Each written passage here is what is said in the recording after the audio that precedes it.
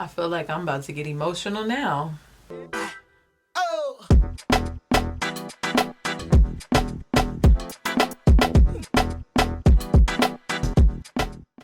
Hey guys. Okay, normally I would have me a little bit of wine, but today we have some almond milk because I am on a diet. Okay, we got goals and we're pursuing them. But today I want to talk about something serious. I want to talk about SAD season. Now, SAD stands for seasonal affective disorder. And I was one of those people that didn't really think that it was a thing, but I did notice that every once in a while, every year, out of nowhere, I would get super sad. I would have negative thoughts. I would be really down and I would get in this rut. And I started to realize, seasonal depression. I would hear about it, but I never really took the time to do any research or to investigate. I just felt horrible, got through it, didn't know why, and I always thought it was peculiar, right? But now I vowed to myself that I'm going to not only do research, but actually do things to try to combat it, because there's no power in just allowing something to happen to you. So, a theory for seasonal depression is that, it really makes sense. Essentially, for SAD season, it's darker for longer. Like, there's not as much daytime in the winter months, and that is an issue because of your exposure to the sunlight.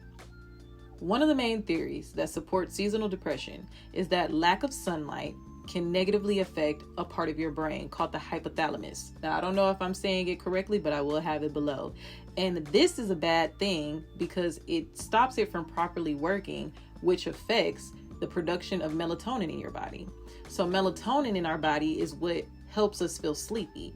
People that have issues with sleeping, to combat it, they may take melatonin supplements, whether it's gummies or pills. And also it affects the production of serotonin in our body. Now, serotonin in our body acts as a mood stabilizer. It also affects our appetite and also aids in rest as well. And also we have an internal clock. So me personally, whenever I don't set my alarm, my body naturally wakes up at a certain time anyways. And it's because I've essentially trained my body to wake up at that time because I've done it for so long. And all of our bodies work that way. Anytime you get your body accustomed to a routine, doing something systematically over and over again, your internal clock syncs with that. Most people subconsciously and naturally wake up when they see the sunlight come in through their drapes. That's just like a normal thing that you don't really think is happening, but it's thanks to your internal clock. But now we have an issue. It is darker longer than it's lighter now. So a lot of times that brightness may not be coming through your drapes. So you have to sit and think. All of these factors are things that are out of our control. They're your environment. We are products of our environment, but I feel as if though people talk mainly about how our environment physically affects us. I feel like I rarely hear about how it mentally affects us. And I think that that's a problem. There are things that we can do to combat seasonal depression. One, sunlight. We know sunlight exposure is very important, and I've told you 3 things that it affects. So we have to prioritize that. We know in the daytime between 7 to 3 that we'll have some sense of light. So it's suggested to go outside for at least 30 minutes, whether that's working out, whether that's walking, reading a book, standing, sun gazing, that's up to you. But 30 minutes of sunlight exposure can change the whole trajectory of your day, as well as working out. I know that's so cliche, but endorphins are so important. Literally, have you ever told yourself, I'm not working out today? And then you go to the gym and you do it, and you're so relieved and happy and proud of yourself. And I feel like that's a testament to endorphins. Literally, the more that you go, the more that you do, the more sweat you brew, it literally helps you, not only physically, but mentally. It's a 2-for-1, baby. And one that I think will be so hard, yet so rewarding, is monitoring your social media. I had to have this talk with myself. People do not go on social media, baby, to tell you the negative moments in their life. No one's going to say, hey, welcome to my Instagram. I have a yeast infection. So-and-so passed away and I'm broke. No one says that. They're going to post their trips. They're going to post that they just bought a house, that they have a baby on the way. And those are good things, but comparative disease is so big. It's so easy. And it's not even in a hateful way, but it's just so easy to compare yourself to other people. Why you're here and they're there. What did they do to get here? Why are you not here? Blah, blah, blah, blah, blah. It's so easy to compare yourself, but that's because it's literally put in front of your face on a silver plate all day. And it's so addictive. We're scrolling on it for 80,000 hours. And it took me a while to realize this. Like, do I really post negative stuff? Not really. It's just a natural thing. Who broadcasts their failures? But obviously we amplify our success. So I feel like getting off of social media was such an instrumental thing for me to start getting through my sad seasons, because I realized I'm starting to think as myself. I don't think a lot of people realize you really are being influenced. Like, we live in a time where we have influencers, right? Because they influence. And it's not necessarily a bad thing, but once you realize that you are being influenced and you take a break, you're like, wow, I have my own thoughts. Whether those are thoughts that the masses would like or not, you start to really become yourself and find yourself. And I think that's so important in a time like now. It's important to realize that external factors like the environment, we can't affect the sunlight. We can't affect if it looks moody outside. Those are factors that we can't control. But what we can control is getting sunlight. We can control prioritizing when it is sunny outside and going outside for 20 to 30 minutes. We can prioritize putting locks on our phone. There's actually a feature on the iPhone where you can limit your social media viewing after so much time. And I think that that is a huge tool that we should access, because you may not want to quit social media cold turkey, and that's understandable. It's hard. But maybe if you start weaning yourself off of it slowly, you'll start to see the benefits. One of the last things that I have that can help you through sad season is community. Now, I'm the type of person, sometimes when I'm going through stuff, I like to be alone. Or sometimes, when you've been around people a lot, been going out a lot, sometimes you need that alone time to recharge. Understandably so. But I think in this time, it's so important to realize the importance of community. A lot of times we're going through things silently, and people want to love and support us in those moments, but they don't know. And sometimes people can love and support you without even knowing that they're doing it. When you go and hang out with your friends, your girlfriends after a breakup, and you laugh, you drink, you have a great time, you're just thinking about that great time. It takes your mind off of something dark. They don't even know necessarily what's going on in your life, but it helps you. Anytime that I fly home and I'm around my family, I'm surrounded by people that love me and don't necessarily want anything from me in return. They just love me because I'm me. It just gives me a sense of happiness, and it resets me. Anytime I pick up my little cousin and I look in her eyes and she tells me how much she loves me and she hugs me, my heart just, And sometimes we need that. We have families and friends and loved ones for a reason. So I think that it's best to prioritize community.